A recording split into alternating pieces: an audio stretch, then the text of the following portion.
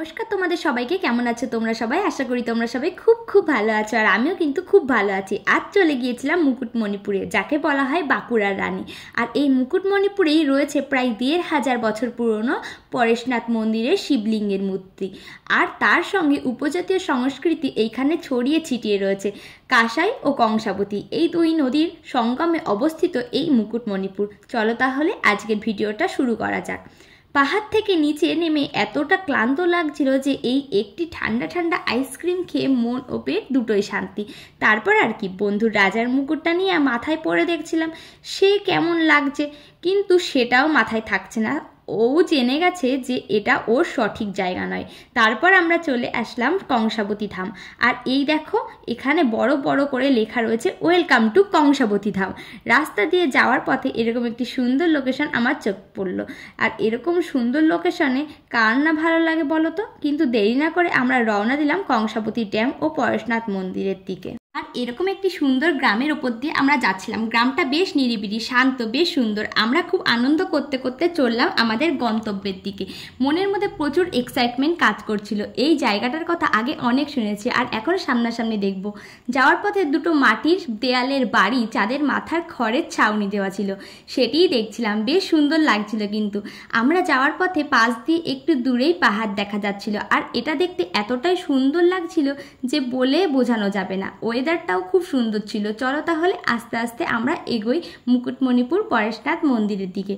এখানে যাওয়ার পথে অনেক মাঠ বাগান পেরিয়ে যেতে হচ্ছিল। যেতে বেশ ভালোই লাগছিল, কিন্তু অনেকটাই সময় লেগে যাচ্ছিল। তবে একটা কথা বলতে পারি, মানুষের একঘেয়েমি জীবন থেকে মুক্তি পাওয়ার এক অন্যতম ঠিকানা হলো এই মুকুটমণিপুর।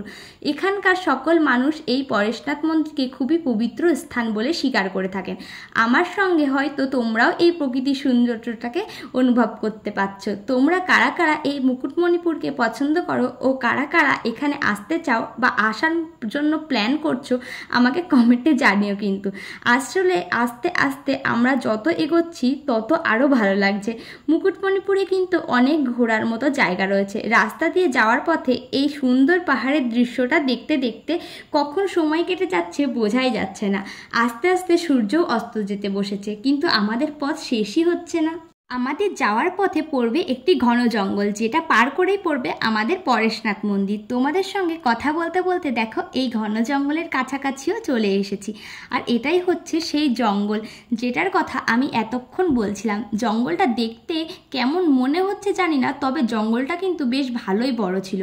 আর এখান দিয়ে খুব একটা মানুষের যাতায়াত নেই, কেননা আমরা যেতে যেতে সেরকম মানুষজনের দেখাই পাইনি।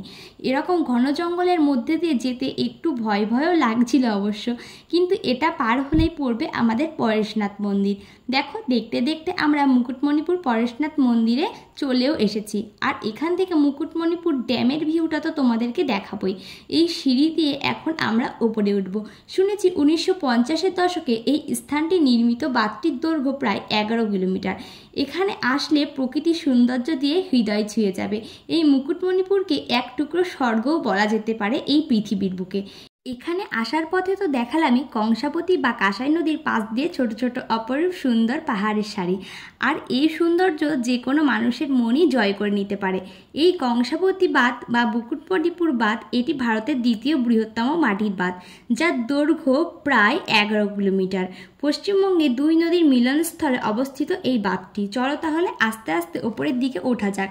এই মন্দিরের পাশেই রয়েছে মুকুটমণিপুর ড্যাম, যার অপরূপ সৌন্দর্য এখানকার শোভা আরও বাড়িয়ে তুলেছে। এখানকার ভিউটা যে কতটা সুন্দর লাগছিল সেটা তো তোমরা নিজেরাই দেখতে পাচ্ছ।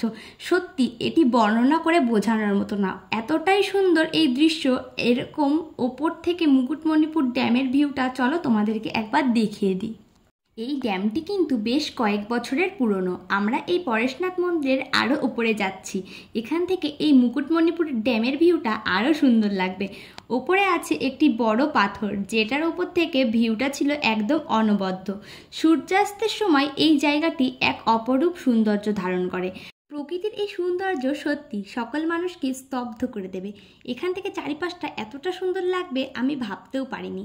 আমি ওখানে গিয়ে পুরোপুরিভাবে অবাক হয়ে প্রকৃতির এই সৌন্দর্যটাকে দেখছিলাম আর অনুভব করছিলাম।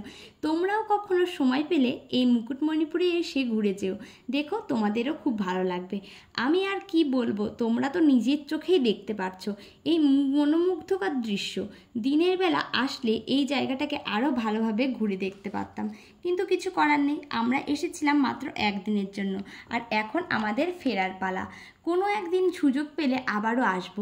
সত্যি জায়গাটা আমার কেন, অন্য কেউ থাকলে সেও এই জায়গার মায়ায় পড়ে যেত। ফেরার পথে দাঁড়িয়েছিলাম শক্তিগড়, যেখানকার ল্যাংচা যে কতটা বিখ্যাত সেটা প্রায় মানুষই জানে।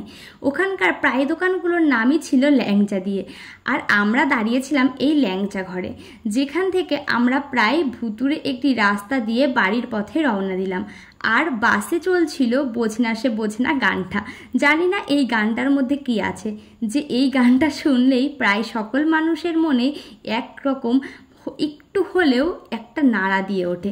চলো তাহলে আমি গানটা শুনতে শুনতে বাড়ির দিকে যেতে থাকি। আর তোমরা ভিডিওটা ভালো লাগলে একটি লাইক, কমেন্ট, শেয়ার আর চ্যানেলটিকে সাবস্ক্রাইব করে দিও। এরকম আরও নতুন নতুন ভিডিও দেখার জন্য চলো তাহলে আজকের মতো টাটা, দেখা হচ্ছে আবারও পরবর্তী কোনো ব্লগে।